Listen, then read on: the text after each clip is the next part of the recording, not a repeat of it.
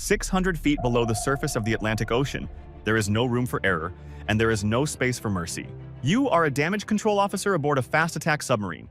Following an underwater collision, your vessel is taking on water, losing buoyancy, and sinking toward its crush depth.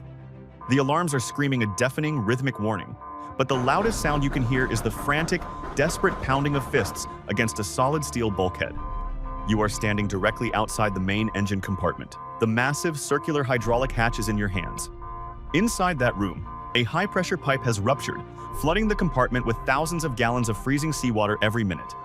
If that room fills completely, the weight of the water will drag the entire submarine and its crew of over 100 sailors straight into the abyss. To save the ship, you must pull the heavy steel locking lever and seal the hatch shut. But there is a complication that isn't written in any training manual.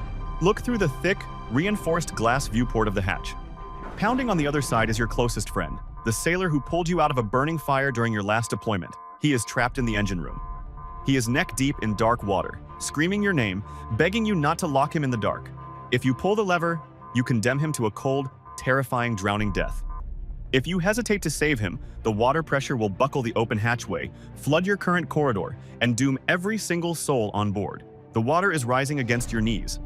You have exactly 45 seconds before the structural integrity of the bulkhead fails completely. What will you do? Before your hand moves to the hydraulic locking mechanism, you must analyze the unyielding physics of the board. In a submarine disaster, emotion is a luxury that costs lives. To understand the cold engineering of this survival problem, let's look at the 3 physical variables that dictate this engagement. Layer 1, the law of hydrostatic pressure. At a depth of 600 feet, seawater exerts roughly 260 pounds of pressure per square inch. When a pipe ruptures at this depth, the water doesn't gently pour in. It cuts through steel like a razor blade. This is known as a high-pressure spray. If you leave the hatch open even an inch, the sheer velocity of the rushing water entering your corridor will strip the skin right off your body. Furthermore, as the water level inside the engine room rises, it creates a massive mechanical force pushing against the door.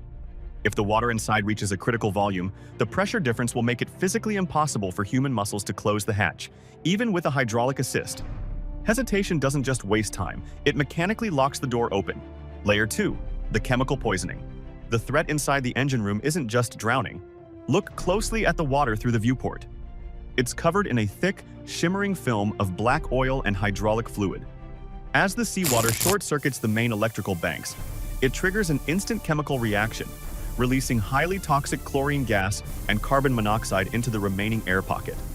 Your friend isn't just fighting the rising tide, he is actively breathing in a burning chemical mist. Within 30 seconds, his lungs will begin to blister, and his cognitive ability to help himself will disappear entirely. If you open that hatch even for a second to pull him through, those lethal gases will flood the rest of the submarine, neutralizing you and the backup damage control teams instantly. Layer 3, the trim and buoyancy formula. A submarine stays alive through a delicate balance of weight and displacement. For every gallon of water that enters the engine room, the submarine loses a corresponding amount of positive buoyancy. Currently, the ship's automatic ballast tanks are blowing emergency compressed air to keep the nose up, but it is a losing battle. The weight of the flooded engine room is shifting the submarine's center of gravity backward, causing a severe 10-degree stern-down angle. If the flooding spreads past the engine room bulkhead into your compartment, the angle will exceed 30 degrees, causing the nuclear reactor to automatically shut down for safety. If you lose reactor power, you lose the propulsion needed to drive the submarine back to the surface. You will be a stone in the water.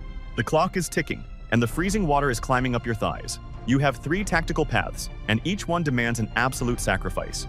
Option A, the absolute sacrifice. You look your friend in the eyes through the glass, you slam the hatch shut, and you rotate the heavy locking wheel until the brass deadbolts click into place. You isolate the engine room completely, abandoning your friend to the dark, and you immediately report to the bridge that the compartment has been sealed. The pros of this choice are entirely logical.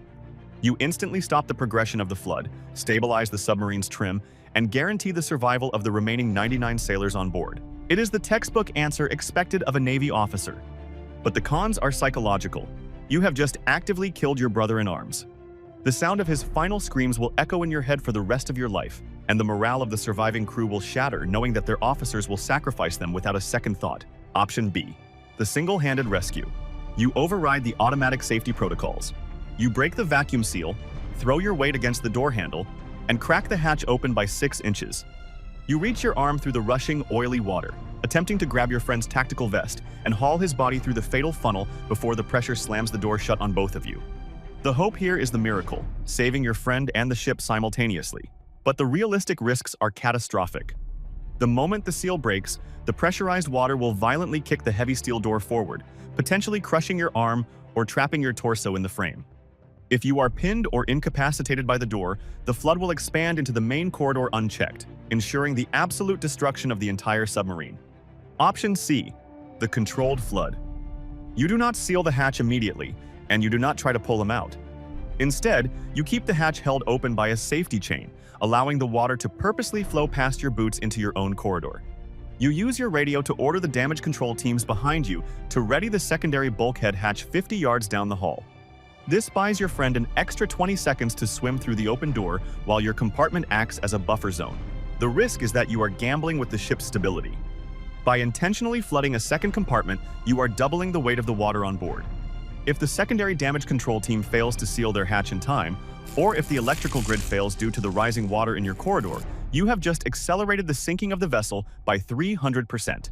In the extreme pressure of subsurface warfare, a professional operator doesn't choose between cowardice and suicide. You choose the hidden fourth option, the hydraulic wedge. You accept that you cannot physically fight the water pressure, but you can use the submarine's own engineering against it. You do not open the hatch completely, and you do not seal it shut. Instead, you swing the hatch until it is open by exactly 3 inches, and you jam your hardened steel magnetic wedge directly into the hinge line of the locking mechanism. The master move. By wedging the hinge, the rushing water pressure from inside the engine room acts as a hydraulic piston, slamming the door against your steel wedge and locking it into a rigid, unyielding position. This 3-inch gap is too small for the water to overwhelm your corridor, but it is just large enough to act as a high-velocity siphon. The extreme suction created by the pressure differential creates a vacuum effect. You shout through the gap, ordering your friend to drop his heavy body armor and let the current take him. He doesn't need to climb out. The immense suction of the escaping water pulls his slicked, unarmored body right through the 3-inch gap like a torpedo clearing a tube. The moment his legs clear the frame, you strike the steel wedge with a heavy flashlight, releasing the tension and letting the pressure violently slam the hatch shut behind him. You spin the locking wheel, sealing the deadbolts. The engine room is isolated, the ship's buoyancy is preserved, and your friend is coughing up oily water at your feet. The hatch is locked. The engine compartment is gone, filled completely with cold, black Atlantic water. You look down at your friend. He is bleeding, his lungs are burning from chlorine vapor, and he is shivering from hypothermia, but he is breathing. You look at the depth gauge on the bulkhead wall. The needle has finally stopped its downward slide, stabilizing at 680 feet, just 20 feet above the submarine's ultimate crush depth. You save the ship, and you save the man. But the victory is a ghost. The submarine is now operating on a single auxiliary motor, blind in the deep, with half its propulsion systems flooded and ruined. Every enemy sonar operator, within 50 miles, heard the structural groans of your hull during the incident. You chose the path of tactical ingenuity, but you used up every ounce of luck your ship had left. If you were holding that hydraulic lever, would you have risked the entire crew for the life of one brother, or would you have followed the book and locked the door instantly? In the deep ocean, the right choice is simply the one that lets you see the sun again. Tell us your damage control strategy in the comments below. This has been Military Dilemma. Stay sharp, stay alive.